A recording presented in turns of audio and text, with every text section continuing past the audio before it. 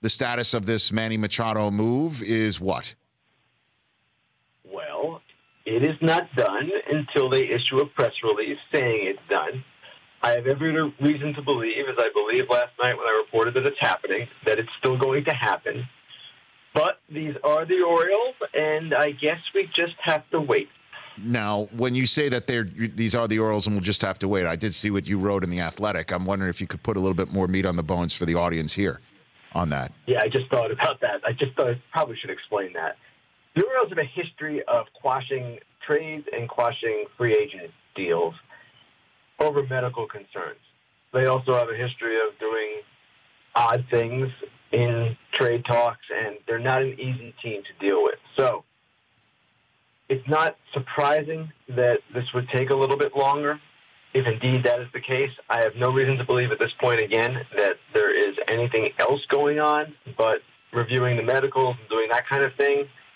But the longer this goes, the more you wonder. It's still fairly early in the day, though, so we'll see what happens. Okay, so the deal would be what, best that you could tell?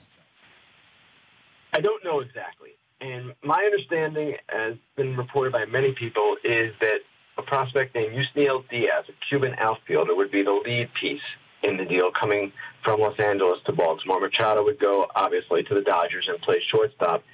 It has been reported the Orioles will receive as many as 5 prospects. I don't know that.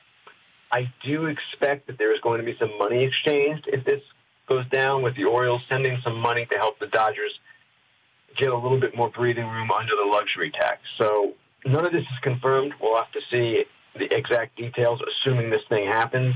But the Orioles, I expect, will receive a pretty impressive package from Machado, considering that he is just under control for only 2+ months more. So I guess then that leads to my next question: is trading him now? Why? I mean, is this any better than any deal or worse than any deal that they could have had available to them in the offseason when Well, that's a great question. And they're going to say, no, we didn't get as good an offer in the offseason.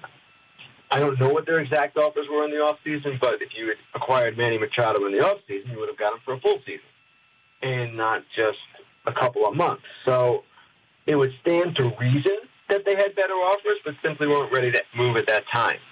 Now, you could even argue they should have traded him long before that, but last year they thought they were going to contend, and that was why they didn't do it then. So this is the kind of debate that, sure, their fans are going to engage in. Hey, could we have gotten better in December or January than we got right here? Again, we'll have to see what the return ultimately is before making any kind of assessment. And with prospect trades, Rich, you know this, they're really difficult to judge in real time. It takes a while before you really know what's going on. MLB Network, Fox Sports, The Athletics, Ken Rosenthal here on the Rich Eisen Show. So what does it mean also now in this trade for the Dodgers? Is there any chance in your mind that Machado is more than just a 2-month rental for the Dodgers, and what they would maybe move Seager around or move Machado around or move Turner around or just figure out how to keep them all together? I don't think it's out of the question that they would try to figure this out. They'd have to see how Machado performs for them, how the rest of the season plays out, what Kershaw does, if he opts out or not. Machado wants to play shortstop. He is not as good a defensive shortstop as Corey Seager, at least by the metrics. Though baseball people suggest that his metrics are worse than he actually is, that he does some things that are better than the numbers show.